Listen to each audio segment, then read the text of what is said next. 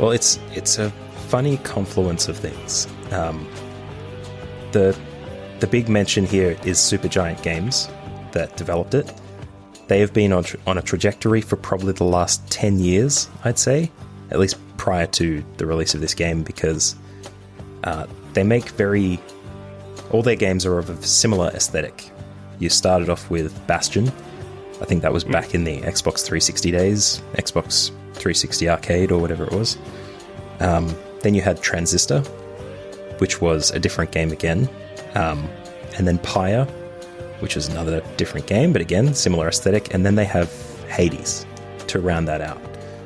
And if you haven't heard of any of the 3 preceding games, that might be for good reason, because it's kind of a tale of them learning everything they needed to learn to get to the stage of Hades, where they created almost the perfect game.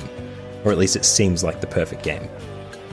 And Supergiant Games has a really interesting history as well that you'd be able to explore yourself if you wanted to. There's the no-clip documentarians out there.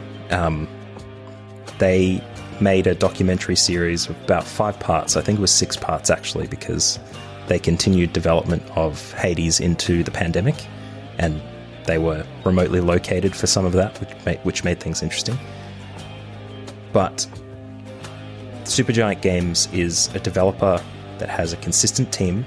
They've always hired the same people, and that means their art teams tend to be very similar, so they can work on those, and they very much appear the same way.